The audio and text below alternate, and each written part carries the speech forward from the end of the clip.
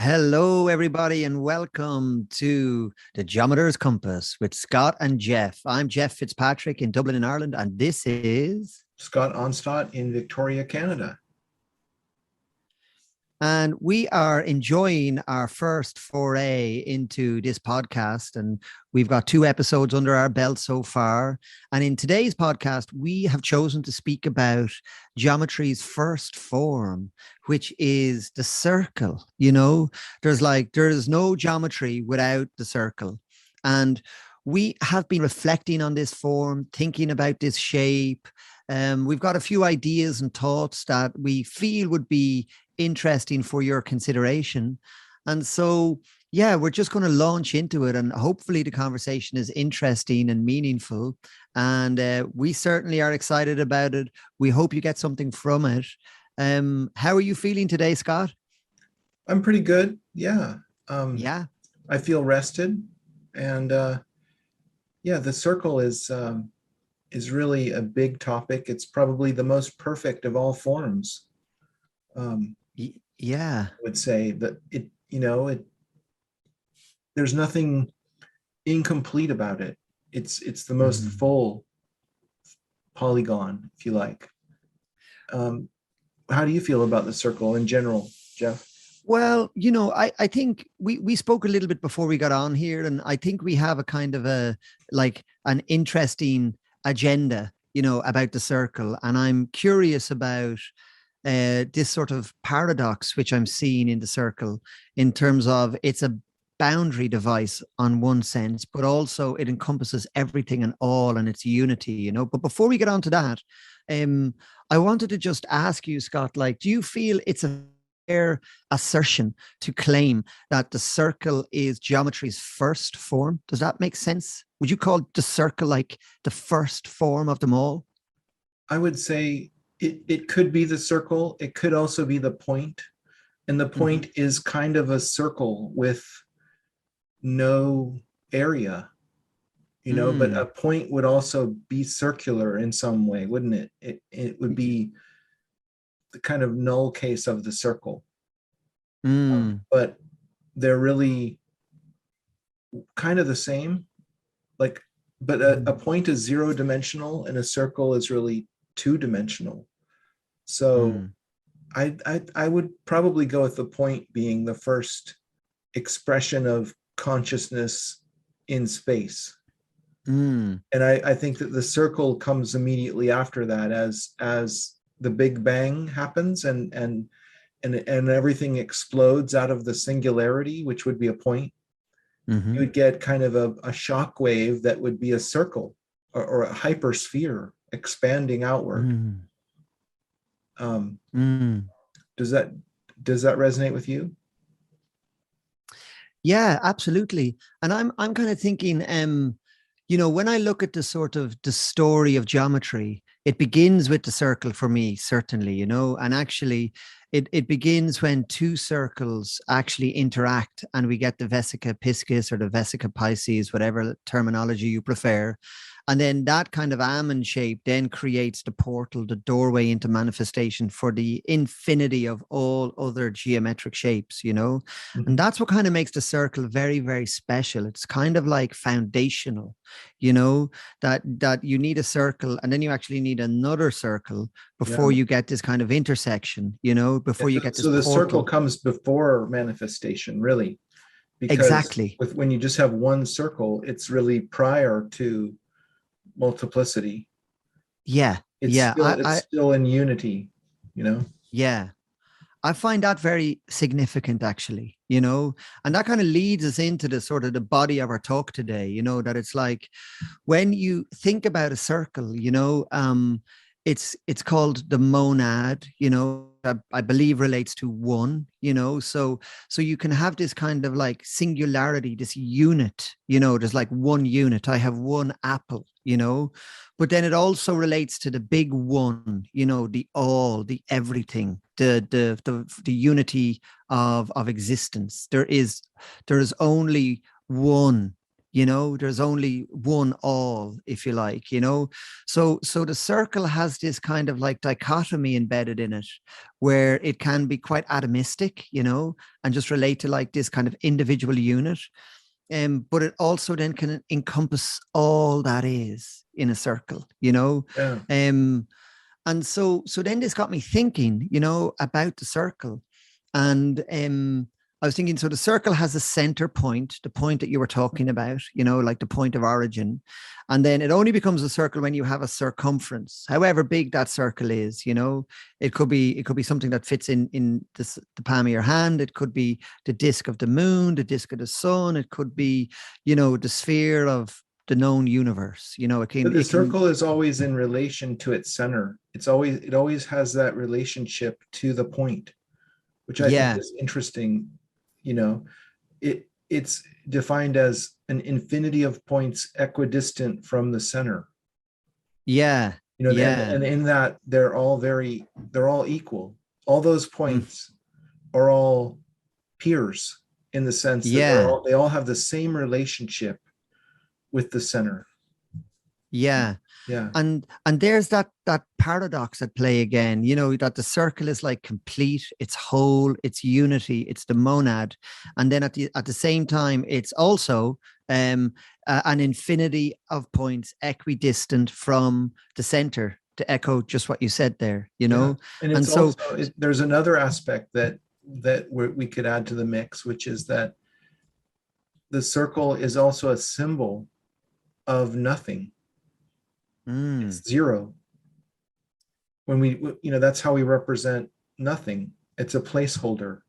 It says, well, there's nothing in this place. And so we'll represent that as a circle, which is sort of paradoxical, don't you think? That we would represent nothing with a symbol that actually could mean everything, or it could mean one. Yeah. And so it's kind of cultural that we're like, oh, the circle means nothing. I think if we were to show that to an alien intelligence, they might misunderstand the zero and think it means infinity or it means one. I think coming to think it was zero would be maybe the third thing that they might think of. And is a circle zero though, or is a circle one? Because when you look at the sort of archetypes of geometry, for me, it very much begins with the actual quantity one being the circle, and then two is like the line between 2 points. So you draw two circles and you connect the intersection of the vesica piscis, for example. So and now you have the number two. Two would be number two would be a line. Number three then brings you onto the first polygon, which would be a triangle. Yeah, right. Yeah.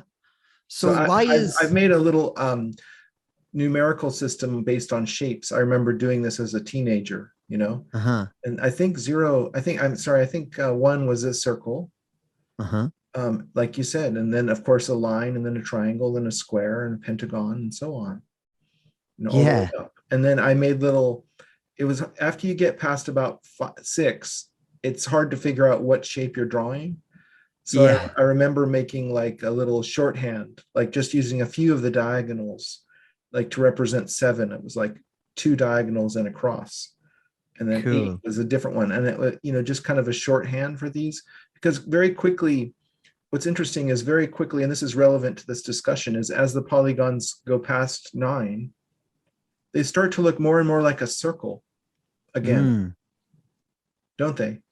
Yeah. So the more sides on the polygon, the more circular it becomes. Until eventually it's indistinguishable from a circle again. And I think it's also with our ability to think of different numbers, like we can only hold a certain number of numbers in our head, and then it just starts to become a lot. Yeah. It's a whole bunch. I know that feeling. And when people talk about millions or billions of dollars, you just your eyes glaze over. Who knows what? That's just a lot. Yeah. I don't know how much more that is, but it's a lot. Yeah. A trillion, billion. Yeah. You're like, what? How much is that? So like I suppose what we're trying to do here, for our dear listeners is to sort of share our vibe with how reflecting upon these archetypes can get really kind of like deep and meaningful quite quickly, And so these shapes like bring you into sort of an underlying philosophy that's kind of revealed to us from the simplest geometric form as a circle, And so like I'm just playing around with this idea that like the circle seems to have embedded in it the principle of infinity, right? Like the infinity of points equidistant from the center. It also kind of like points to infinity to a degree because of pi, the transcendental nature of pi, which is a number that a transcendental number that never ends, it never repeats, and it goes forever and ever and ever and ever and ever. And it's infinite, running off into the infinite, yet the circle, at the same time, it encompasses unity. It's whole, it's one, it's complete, in psychology, they talk about the journey towards wholeness, which is kind of, there's an irony at play with the circle, which is kind of fun to sort of like to tease out, I think. I think Pythagoras was saying something like 3 is the first number, because the numbers 1 and 2 are somehow stand apart from the rest, Yeah. And somehow the circle is in that category of very special numbers that represents unity and infinity and nothing all in one concept. And so Yeah. it doesn't really, it's not like number 7 or 8 or 9, which are just very clear in what they're representing. But the circle somehow comes before the universe. And so yes, because of that nature, it stands outside of the system of the world, I think.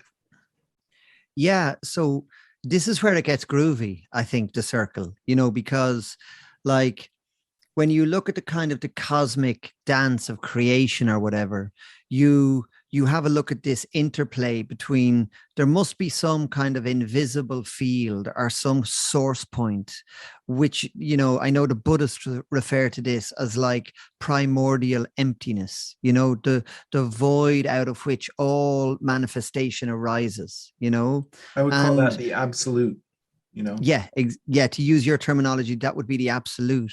Yeah. And so one circle, arguably, correct me if I'm wrong here, could be used as a metaphor to relate your principle of the absolute. Would that be fair? It's as close as you can get, I would say. Even closer is to have no form and just to talk about empty space. That would be even closer to the absolute, but it's still not the absolute, because space has a time and a place and a gravitation and so on in the real world. And so the absolute is radically empty. It's beyond form. And I would say that the very first form that crystallizes out of nothing would have to be the circle, Yeah. I mean, it would be the point, but the point is something kind of the null case of the circle. It's kind of the collapsed circle, or the seed of the circle, because the only thing different than a circle that we draw on paper and a point is some kind of radius. So we're bringing in this concept of surveying some space, and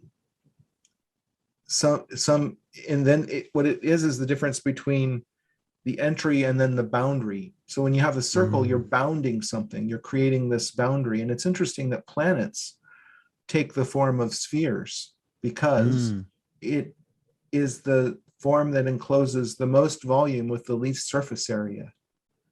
So naturally, if you put a bunch of stuff together, it takes the form of a sphere. I find that I love what you're saying. Yeah. I love. Sorry, Scott, go ahead. No, I'm sorry to interrupt. No, it's just, well, you're getting right to the sort of the nub of the issue here, where you see the circle, it is the first boundary form, that a circle is only a circle because of its circumference, because of the boundary. And I agree with you. It's nice to sort of reflect on, could the circle represent the absolute? And I love you saying that, like, it gets close to it, but maybe it actually isn't, because the minute you have a circle, it is a form, Yeah. it is a form. And then I've been reading a little bit of work by Krishnamurti lately, right? And he's a wonderful spiritual teacher who I really adore. And he uses this metaphor of the circle for the circle of self. Okay. And only last weekend, I was kind of like pontificating on this. And he would use the metaphor of the circle to represent who we construct ourselves to be. So everybody has a circle of self, for example, meaning, I have like my family, and I have my friends, and I have my circle of, colleagues and people and people I know, and I have my culture and my society, and then we bring people who share our values and our worldviews. They are in our circle, and then anything that's not in our circle is out of our circle, outside it. It's like me and not me. And Krishnamurti was even using the example very simply in things like, if I go for a walk in the park, and I'm me, and the skin encapsulated Geoff in the park, and then I look at the tree, there's a boundary between me, the meanness of Geoff, and the tree, And we learn that when we're about 2 years old. That's the boundary of the ego, when we realize that this is mine, this is me, and that's not me. Okay. But we overlook that now because we did that so early in our developmental process. But that's another circle. That's the first circle. Yeah. And presumably we have many, many circles it's like layers of the onion, like spherical shells expanding outward as we transform and grow. As we grow throughout our developmental process, which continues throughout your life. And so your circle of concern expands from your mother to your family, to your tribe, to your friends, to your company, to your nation, to the whole planet, to all of life, to the entire universe, to inanimate life, to everything.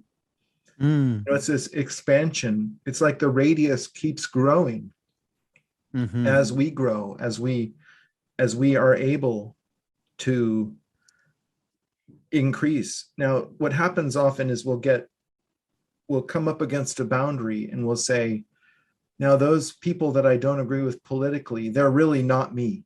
They suck. Yeah. And you're like, and you have to go through quite a lot of inner growth to become kind of bored with what's inside your boundary.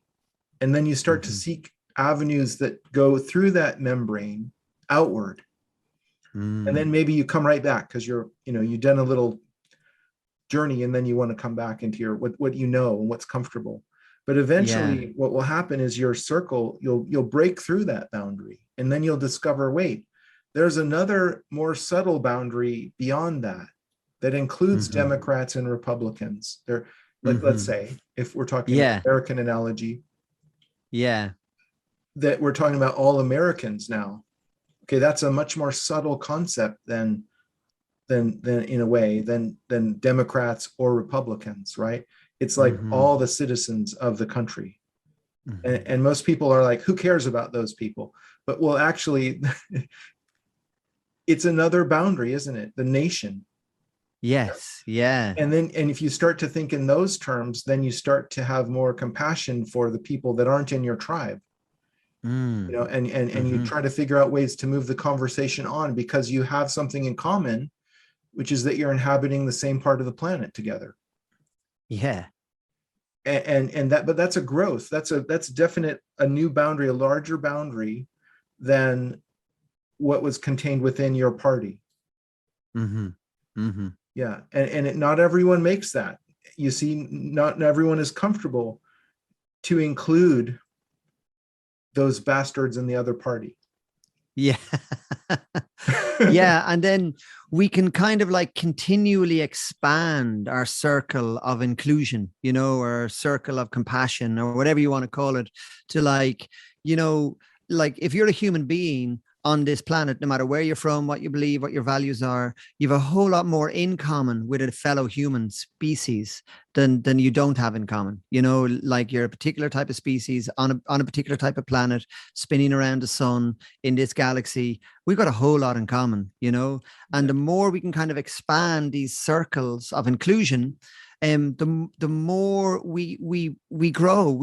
It's like there's not just like I'm this and I'm separate to that, but I'm all of this. I'm all of this, and so that's just a social example, as in societies, but you can do it like in terms of in relationship to nature, like as in just taking in the trees. Krishnamurti was making the point that we label things. We go, that's a tree, that's a flower, that's the moon, and it's in the labeling somehow we reinforce our circle and we reinforce ourself, because the minute we go moon, we separate ourselves from moon, What where that reminds me of is that rainbow experience that you had when you wanted to take a picture of it.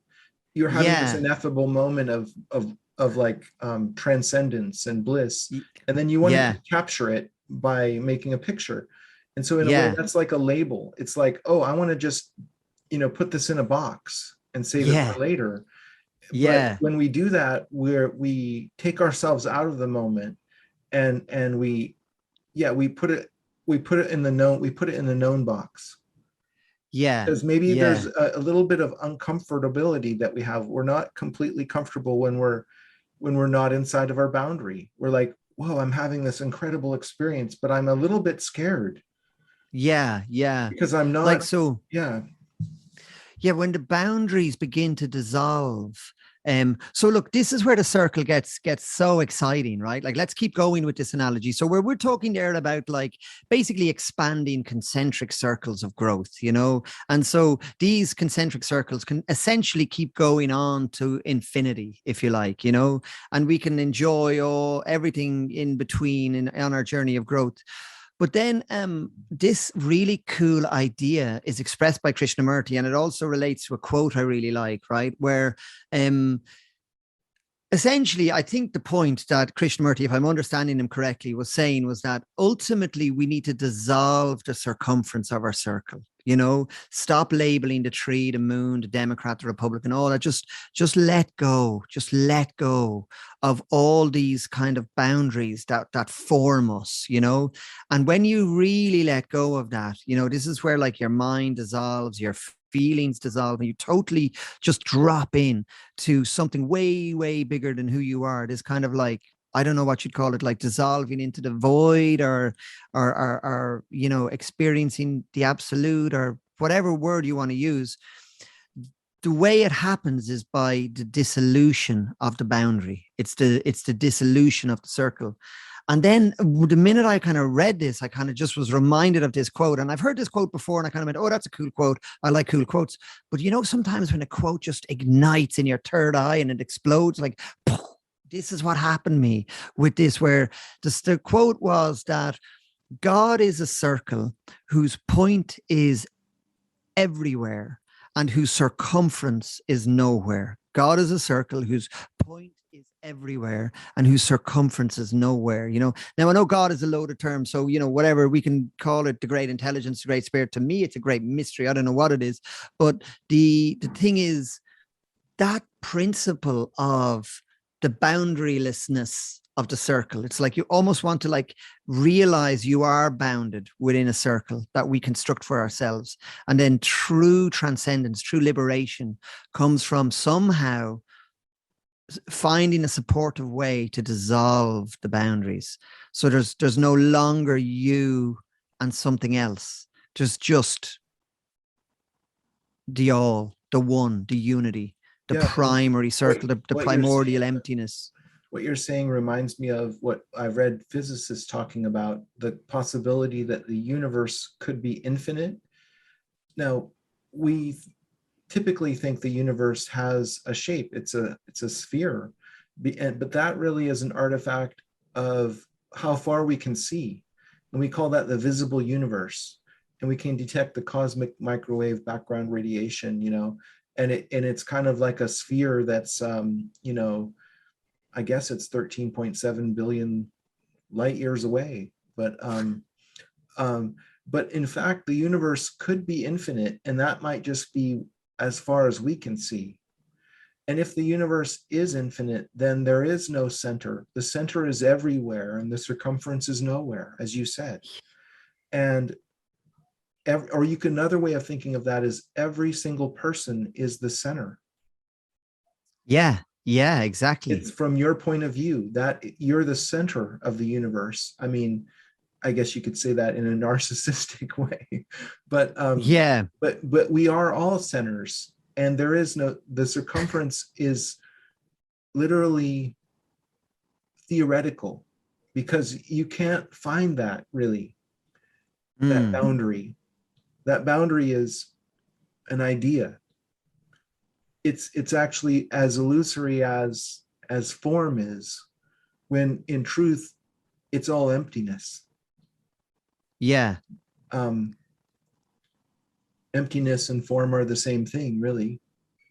And the circle is an interesting way to get into that, isn't it? Like, just to go from, it's got so much you can unpack it and go everywhere, because it comes before the universe, it comes before manifestation. And so we're dealing with a transcendent form here.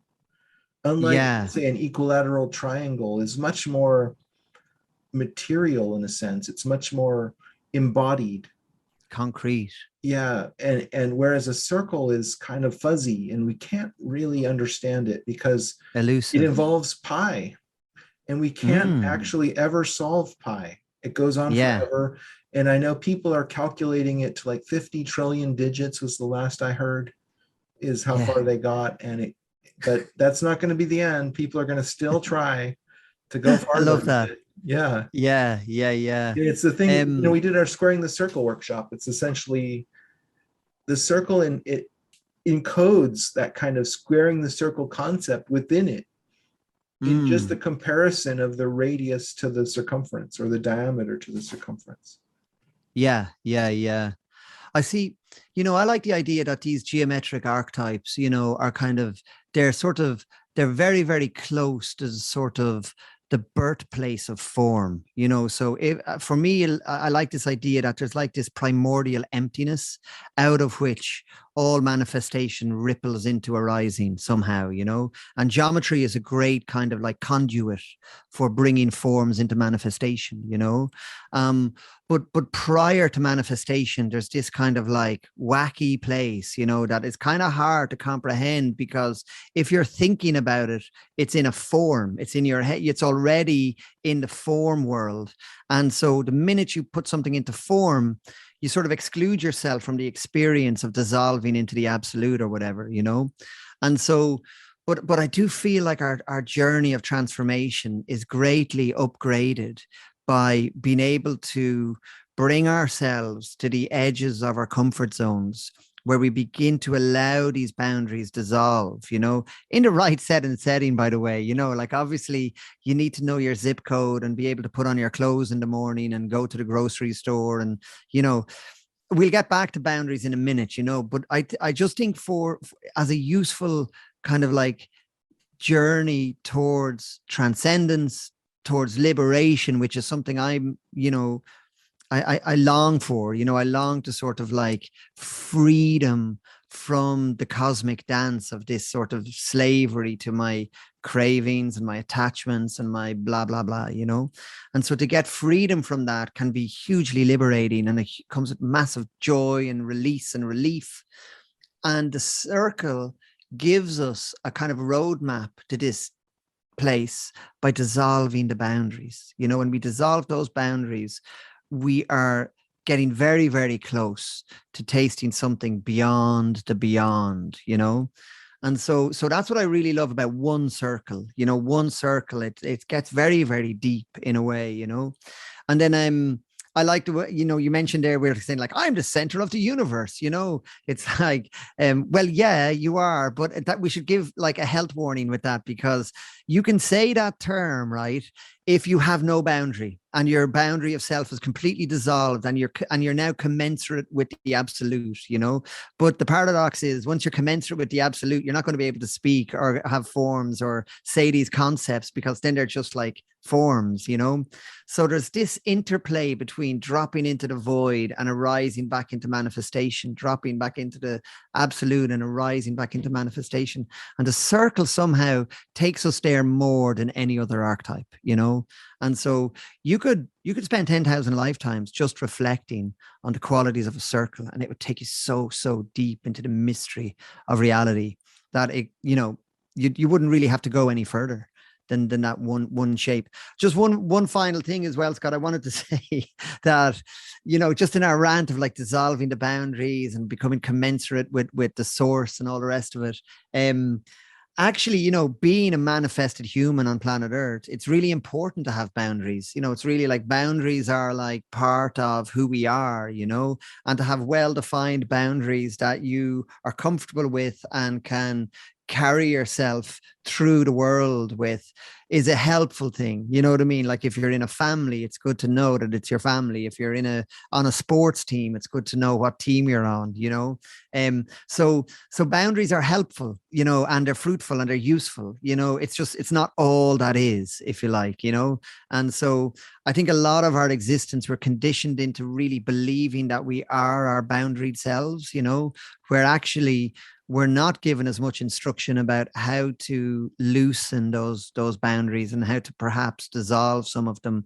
which can be really fruitful for upgrading our reality envelopes. But even after you go through the boundary and you realize the absolute, you have to come back into your boundary and live your human life. And so I think it's good to have that journey and come home again, because you're enriched by it and everything is a little bit different once you've gone beyond your boundary, and then you can appreciate what is your boundary that much more, and also wonder, is there something more out there that I could expand my boundary into, and then I would have an even fuller experience.